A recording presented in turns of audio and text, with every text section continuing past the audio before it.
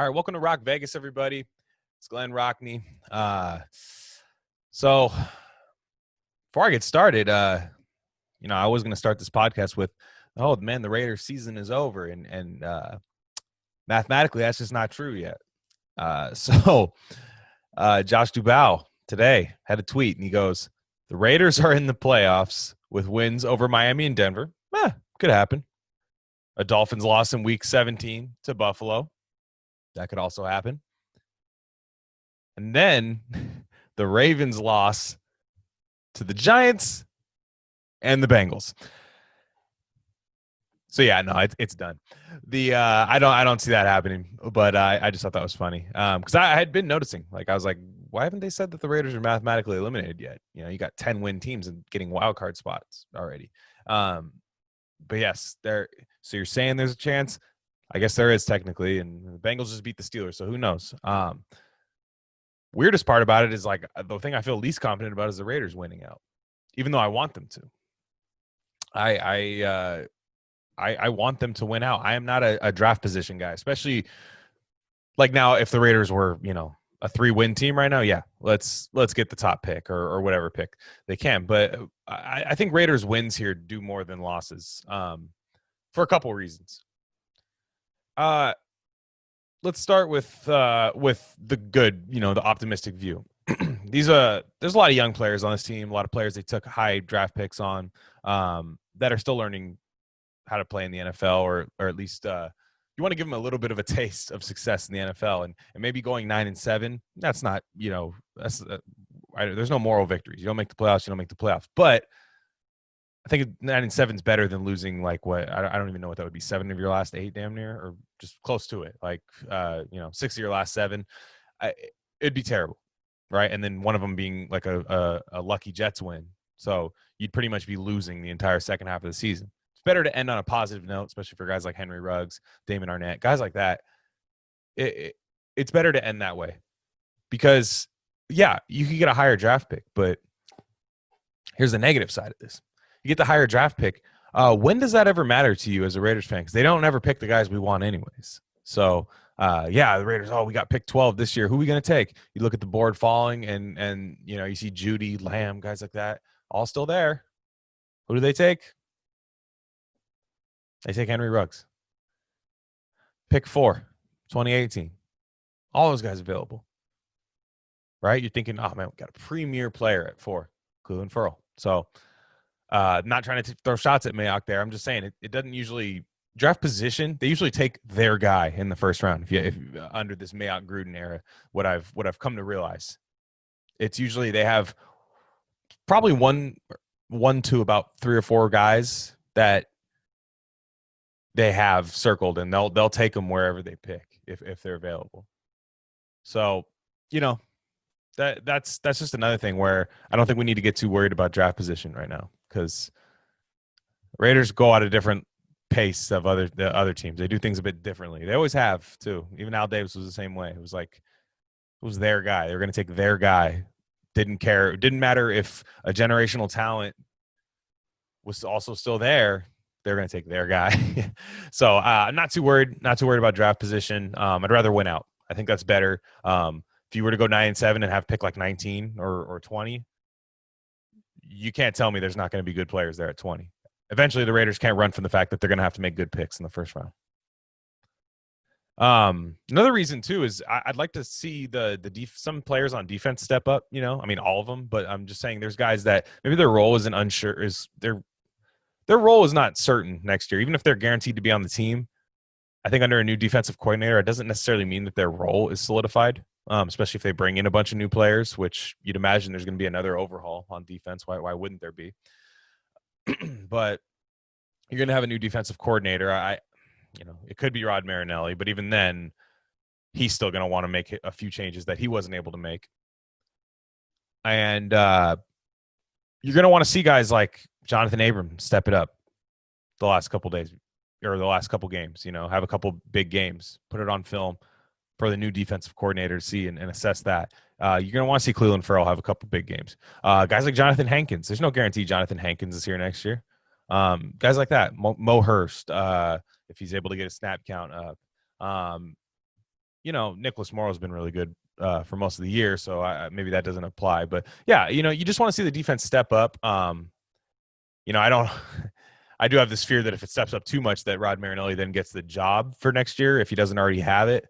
But no, I want to see some guys step up and really solidify their role next year. And maybe it is just a scheme change away from making these guys into really good players. And if they kind of just lay down and die these last couple of days, maybe their role, they might get played off the field. Maybe not Cleveland Ferrell. I mean, they're going to give Cleveland Ferrell as many opportunities as he can. And he has improved this year, but they're going to give him plenty of opportunities and probably Abram too. But, guys like Isaiah Johnson, guys like let's see them play and Keyshawn Nixon and step it up, especially Keyshawn Nixon, because that was ugly. Maybe he'll learn to not say certain things on Twitter. Maybe he'll learn, because that was bad. So one other thing, speaking of scheme, which I thought was interesting, was Will Compton busting with the boys on Barstool Sports. He was on the Raiders last year.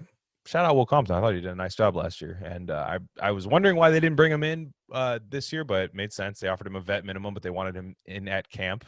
Will Compton said, screw it, man. I don't want to do camp. Somebody else will pick me up right after camp. I don't have to grind my body down, all through camp, risk of an injury. And he's on the Titans now. So, I mean, Will Compton's sake, that probably was a good move for him. But he was talking about Paul Guenther. And he started off by saying, look, I like Paul Guenther. He's a good guy and everything. But his defense, I mean, I'll say it in a simplified way. Paul Guenther's defense was too confusing. It's too detailed. Too many things you had to know, right? Just instead of playing football, instead of just being instinctive and playing football.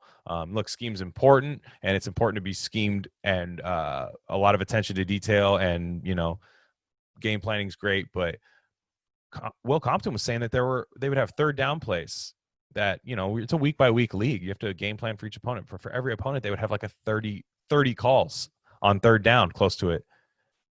And I thought that was so interesting at the time, because, we've been speculating on this. Is it all scheme, right? Is it all scheme, or is it the talent? Is it the lack of talent that the Raiders have brought in? But it makes a lot of sense when you see on third down. Look, third down has been terrible. Like 3rd and 12, 3rd and 13. It feels automatic for the other team, right? Like it's terrible. And actually, just a quick sidebar. Marcus Johnson had this as tweet, and I want to say it was from Pro Football Reference. He was just posting something that the Raiders gave up a score on 51% of drives this year. 51%. Worst in the league. I have the stat in front of me. So, 51.1% of the defensive drives ended in a score. The next lowest, I'm going to show you some of the other teams on this thing. I'll put it up on the screen here right now. They're not surrounded by playoff teams in this thing. This isn't like this. So a lot of people that say like the defense is blaming the defense as a scapegoat for Derek Carr or John Gruden. Okay, I'm not saying there's nothing on them, but you can't look at this and tell me that this is okay.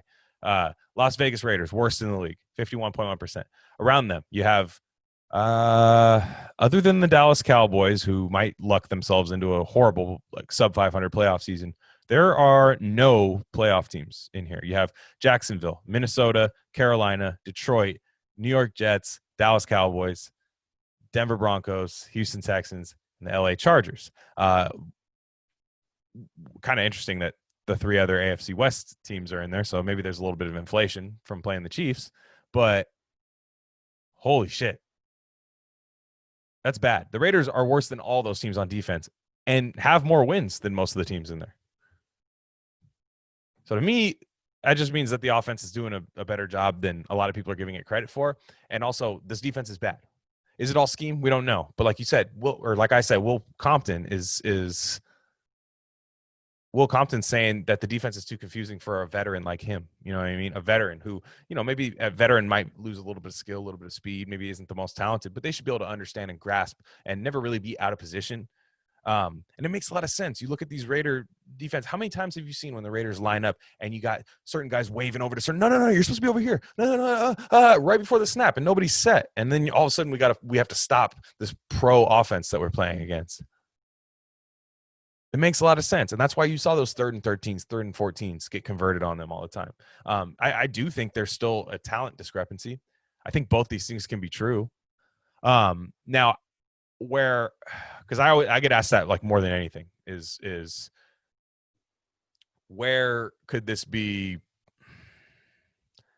You know, where is it just this or is it just that? Is it a binary thing? Like, is it talent or is it scheme? Look, I think the talent, there's enough talent there to be average.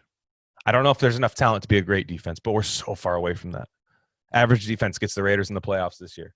Average defense. Look at it. Literally give up the most scoring drives or the highest percentage of scoring drives of any team in the league. If they were even in like number 15 or 16 there, how many more games do you think the Raiders would have won? There's a couple they would have. So shit, like it makes a lot of sense. So I before I go on and on about that, I did get a couple questions this week. So let's see. Nothing. There's not too many of them. Just a couple. I'm going to go through before I get into the Derek Carr and Mariota thing. So let's comb through this real fast because I didn't do it with Matt Fallon, but I like to save the mailbags for myself. So this one is from. Let's see. Oh, car stands are in a cult toilet. Oh, my toilet friend. What's going on, man? C4MAZ, C4 my ass. Is that what it is? Anyways, why does Gruden fall apart in the second half of the season every year? Is it his manic personality driving him to keep unrealistic hours that result in a mental burnout? It's the only thing I can think of. I recommend this piece to everybody. Marcus Johnson about Gruden's December struggles. It was on Raiders Wire. Basically, he has a good game plan at the beginning of the year. That's why a lot of teams are caught off guard. The offense looks pretty explosive, efficient, and stuff. Then you see nobody's fooled in the second half. That's because John Gruden, I believe he's more hard-headed than anything. I don't think he's burnt out. I think it's more so just he trusts his scheme more than anything. And I think he's kind of insane at times because, like I said, the definition of insanity is trying the same thing over and over again, expecting different results. That's kind of what he does. It's not pretty, and that's by far what I think the biggest issue with the Raiders is John Gruden, and it's for that reason. I'll get to the Mariota and Carr thing in a little bit, but I'm not super excited about getting rid of Derek Carr like everybody else is because I think he works around Gruden decently enough to keep his job, and I don't know if there might be some other quarterback. You talk to some of the, or not talk to him, but listen to some of the older quarterbacks that Gruden had in the past. Like, he's not easy to play under. And some of these young guys like that coming out of college now, look, it's a different generation. I'm not saying these guys are soft or anything, but all right, I am a little bit. They come into the league under John Gruden and say what you will about Derek Carr. I'm not saying he's the toughest guy in the world mentally, but it's worked for 3 years, or at least Derek Carr hasn't begged to be traded yet. Or Gruden hasn't just thrown his ass to the curb. So, you know, I'm Gruden's hard-headed. He's hard-headed. That's why he burns out every year. I don't think he's burnt out. I think he's juiced. I don't think he ever gets tired for football. I just think he can't fucking diversify his playbook. All right. Next question is going to be from D at Raiders Respect. What's going on, man? Let's get him up on the screen here. So he says, does Mark Davis have the balls to eat the remaining 6 years of Gruden's contract? All the staff's contracts are expiring this year, so he'd only have to pay Gruden. Interesting. I didn't know that all the staff expired this year. That's interesting. So I can see a lot of changes being made there. No, I don't think Mark's ever going to do it. I think Gruden would resign before that.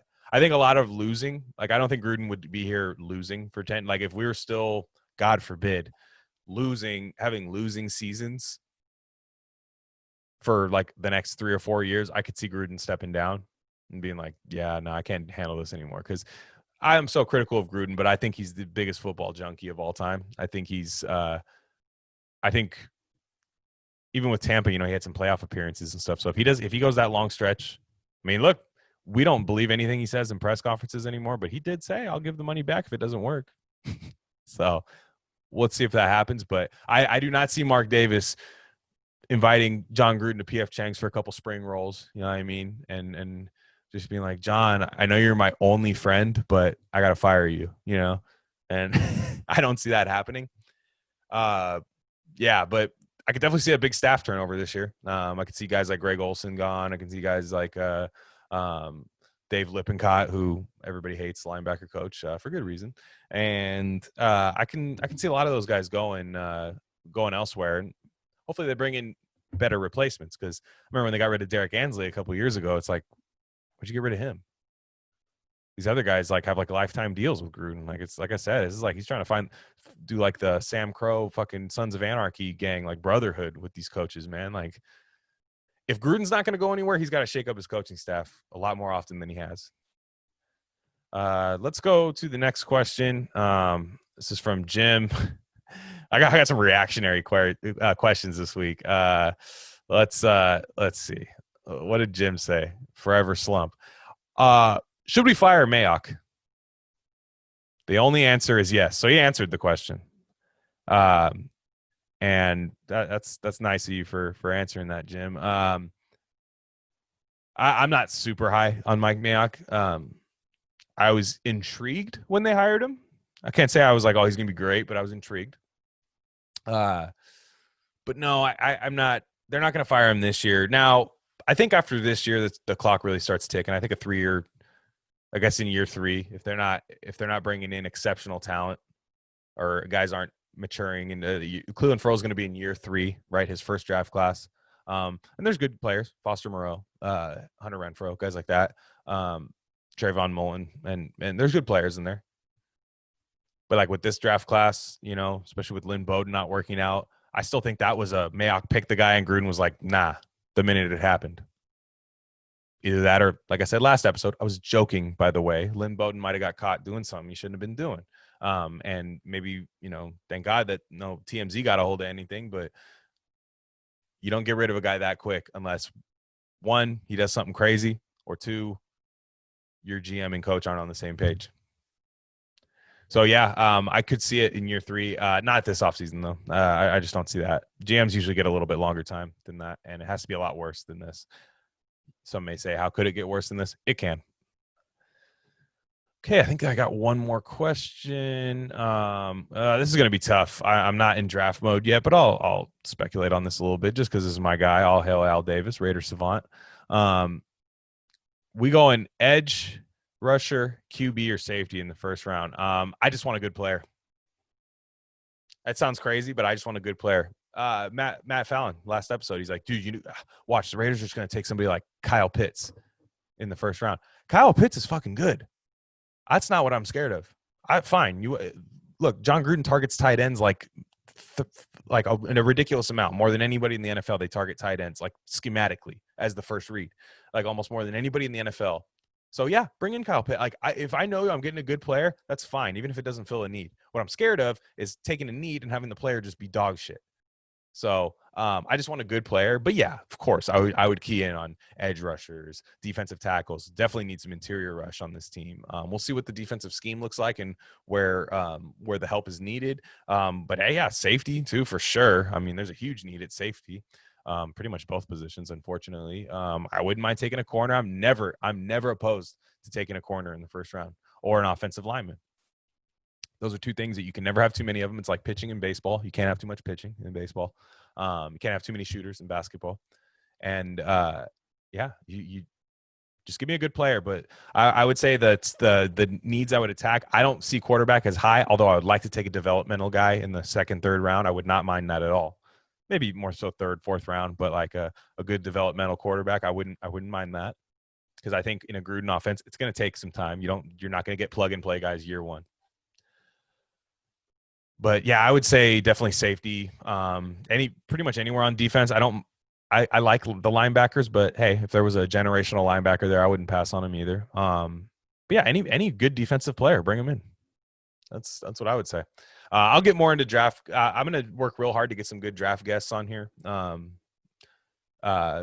This podcast gets a little bit more plays than it did in past, and a little bit more people are noticing. So maybe I'll be able to get some quote unquote draft experts on here to maybe cater some stuff down to the Raiders' needs. So that'll be cool. But yeah, I just wanted to answer those questions. You guys sent it to me last time, but when I have guests, I don't usually like to do mailbag questions. So what Carr and Mariota, that's what we're going into now. The funniest thing about this is, I talked about it a little bit with Matt Fallon. Like Mariota played well as a backup spot starter coming into that game. I thought it was going to be a disaster. Thought it was going to be like Mike Glennon style, that type of backup. But he played well, and was the reason they were in the game, no question. Him, Waller, guys like that. He ran the offense well. Just the debate on. I will say the debate on whether it's going to be Carr or Mariota next year. I think that starts and stops on Twitter, though. I'm telling you right now, I'm pretty neutral on it. I mean, I like Carr more than Mariota, but I'm pretty neutral on like Derek Carr. I think Gruden likes Carr. Gruden wants Carr to play. I think that's the reason why Carr's off the injury report right now and is going to play. I think Gruden wants Carr to play. Gruden likes Carr. You don't like Carr. I'm talking to you, just the hypothetical listener that hates Derek Carr. I always laugh because I definitely criticize him and stuff like that. But a lot of the people that listen to the show, I can't stand Derek Carr. And I'm always like, damn, I'm pretty positive on him. I wonder, do people even I'm not saying why do you listen, but damn, it must be torture for you to hear me compliment him sometimes and stuff. But Gruden likes him. And Mariota is a good backup. He's an expensive backup. That's the only problem. I'd love to keep him next year as the backup. Again, I'm okay with keeping these two guys at quarterback next year because I don't think the offense is the problem, save for maybe some offensive line help and a backup running back. Just a few extra things, a little bit more tighter infrastructure on offense. Definitely the red zone play calling, but I don't think that's going to change. But you even saw that with red zone play calling. Even Mariota, John Gruden was struggling with red zone play calling. Even with Mariota, it didn't even change. It was still the first down handoff to Jacobs that went nowhere. Maybe even the second down handoff to Jacobs. And then it was like some play, a rollout, designed rollout play. Nobody's open. Spider 2Y banana. Ingold's covered. It's and then, yes, I'll give everybody credit. Mariota extends that play. He can run. Carr is not a natural runner, even though he's not slow, but he's not a natural runner. Mariota is a natural runner and can create things. And I think that's just what Raider Nation fixates on is, can he create things? You always, the grass is always greener. You've watched the same quarterback for this is year 7 now. You've watched that same quarterback, and I get it. It's annoying to me too when you just know that no matter what, Carr, there's just certain things he's not able to do. But there's a longer list of things Marcus Mariota is not able to do. Marcus Mariota is not good at reading defenses. He's not good at sensing pressure. He was under pressure 4 times in the game. Check the advanced stats, their sites, 4 times in that game. So when people say he handled pressure well, how? He had four snaps under pressure the entire game. The offensive line is back. Trent Brown is back. Pass blocking, they're great. Run blocking, up the middle, it's kind of a disaster right now. But pass blocking is still very good pass blocking offensive line. And Mariota made some horrible throws that we would crush Derek Carr for, and rightfully so. Right? The one to Zay Jones, it was tipped, and Zay Jones tipped it right to the guy, but it was a bad throw and an easy throw too. One late on the wheel route to Waller. Right into Casey Hayward's hands, and he dropped it. The game would have been damn near over at that point. He made some really bad throws. But he could create, right? And that's what we all see. We all see that he could create with his legs. Maybe he could work around a little bit in the red zone. I saw Marcus Johnson post. Maybe gets Mariota some red zone looks. I don't mind that. Like Jacoby Brissett, like he was saying. I don't mind that. I don't mind that at all. I mean, Derek Carr definitely might mind that. And that would get interesting. And, I mean, whatever, right? You're not that good. So you're not good enough to be mad about that. If Taysom Hill's going to come in for Drew Brees, a Hall of Famer, I think Derek Carr should be able to be okay with that, right? Because it makes sense. But another thing too is like if Mariota's not going to play this week, I mean he might, but he's not starting. Mariota, the Chargers were not ready to play Marcus Mariota. They were ready to play Derek Carr. Mariota comes in, you have to change on the fly. Miami, a very good defense, would have all week if they knew Marcus Mariota was going to start. All week to game plan for him. I think it would look a lot different than you saw against the Chargers. I don't think those running lanes would be there as much. I think they'd have a spy on him. I think they would play a lot more zone against him. So, just I understand if you don't like Derek Carr. I'm not saying that he's just 100% the answer. But the idea that and I had this. I Mariota's contract, anybody who is spouting this idea on Twitter, I'm not saying it's dumbfounded, because Mariota's contract is very weird, how he can actually make a decent amount of money next year if the Raiders were to keep him. And it would make sense, but I just don't see them doing this to where people are saying the Raiders trade Carr for picks and Mariota is like the starting veteran next year. Like it would be like the Fitzpatrick to the Tua, right? And the Raiders would bring somebody in young. So there's so many reasons why. One, I don't like it, and two, I don't think it's going to happen. One, like I said earlier, I think Gruden really likes Derek Carr. I don't think those guys buy houses right next to each other. I think, like I said, Gruden like leaves like a dead animal in the bathtub or something when Derek Carr's moving into the house or something. Like if he really doesn't want Carr living next to him or something, right? But I think they like each other. And I'm telling you, I don't trust this franchise to draft and develop a quarterback out of college. I don't trust it. And some people might think that's too downer of a thing. I don't trust it. It's not that I have this allegiance to Carr or anything. I'm not that type of guy. I'm not in a group chat with Darren and David and stuff like that. And I'm not sending them tweets of people being mean to their brother and stuff. I'm not that type of guy. I don't wear affliction shirts and, want them to come speak at my youth group and stuff. That's not me. But I am scared. I'm scared of the bad if they get rid of Carr, because it can be bad. People think it can't get worse. It absolutely can. It absolutely can. Because one, I read the defensive stats earlier this year. There are a lot of teams that could win with Derek Carr, but there aren't a lot of quarterbacks that could win with the Raiders defense. I could name like three. I would say Mahomes, Rodgers, and Russell Wilson. Those would be the three I think that could win. I mean, even the guys like Lamar Jackson, who I love, not really playing that well this year. And his defense is a whole lot better than what the Raiders have. And the record isn't that much better. So I don't know.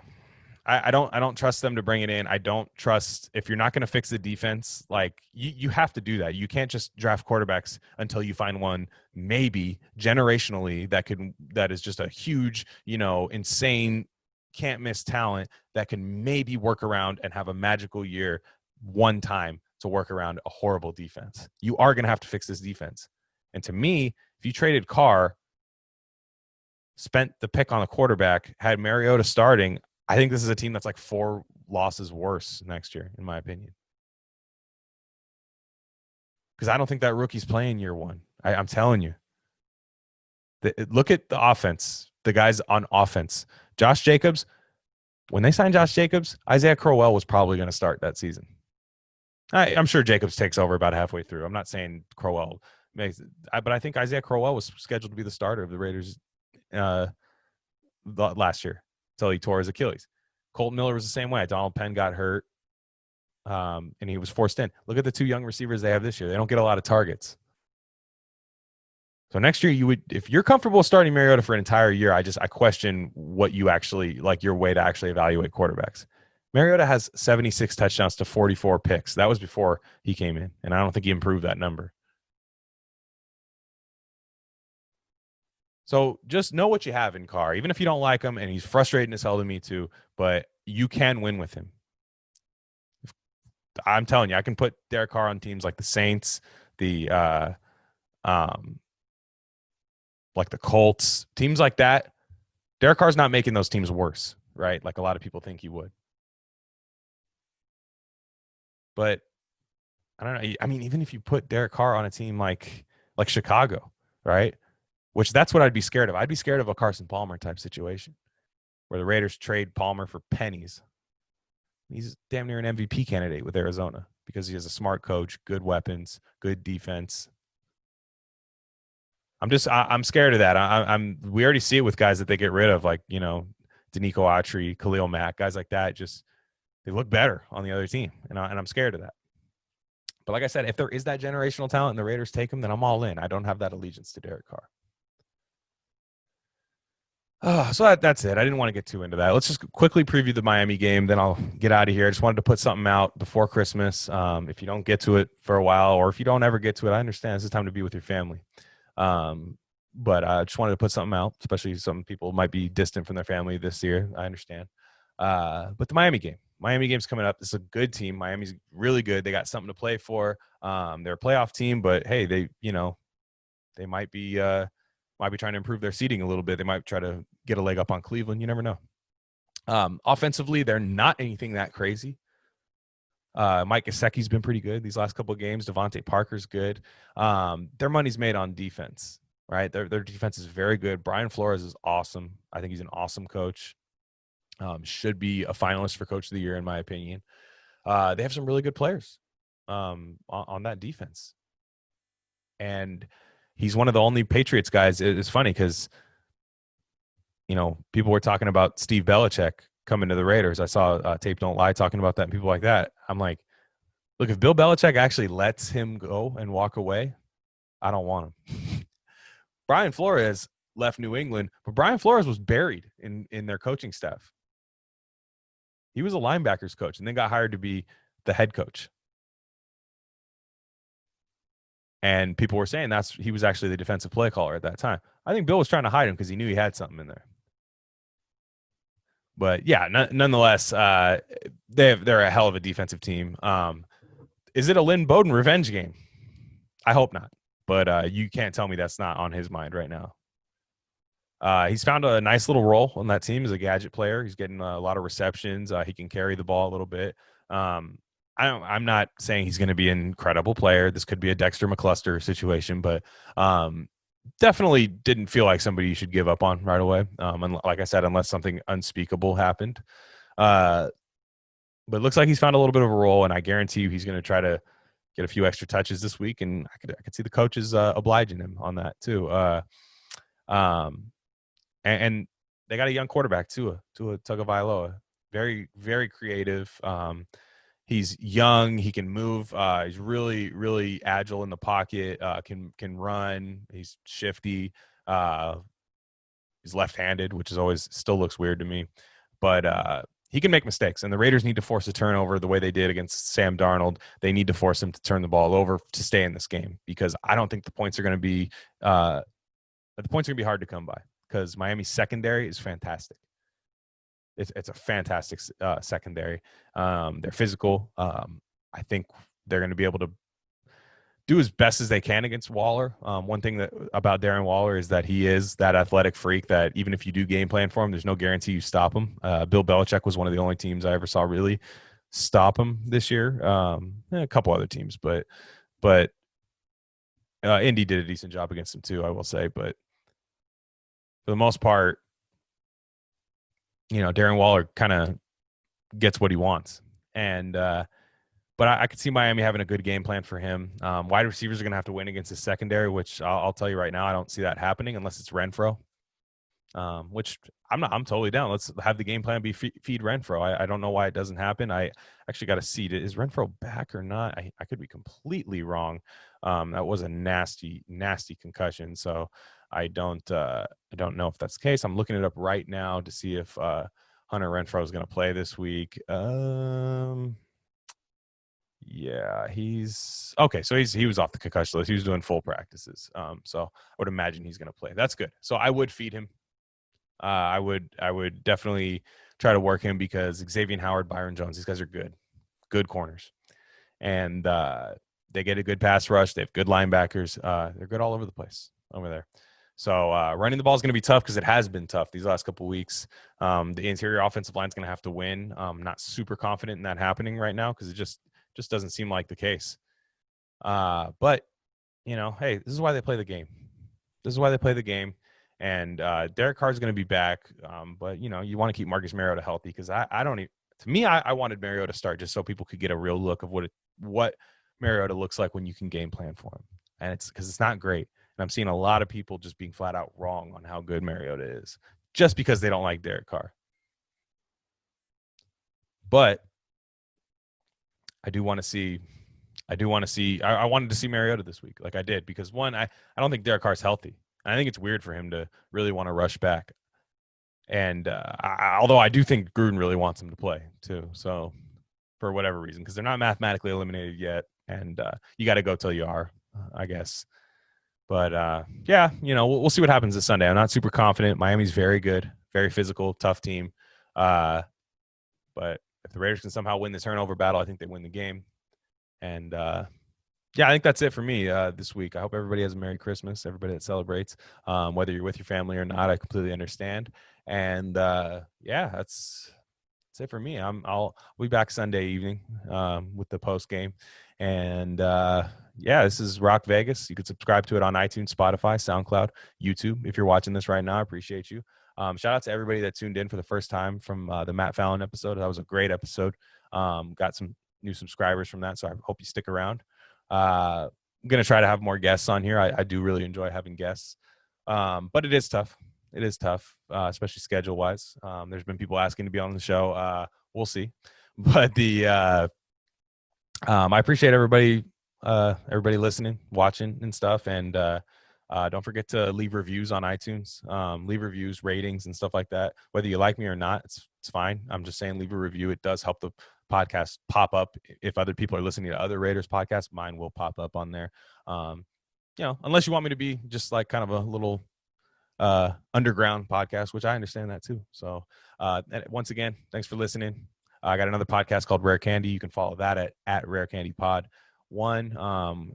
We have a new episode, and that's coming out on Monday. And we just dropped one a couple days ago too. So we drop every Monday, and drops on usually Sunday nights and Thursday. So appreciate you guys for coming by, and that's it for me this week. Go Raiders! Right on. Have a safe Christmas, Raider Nation.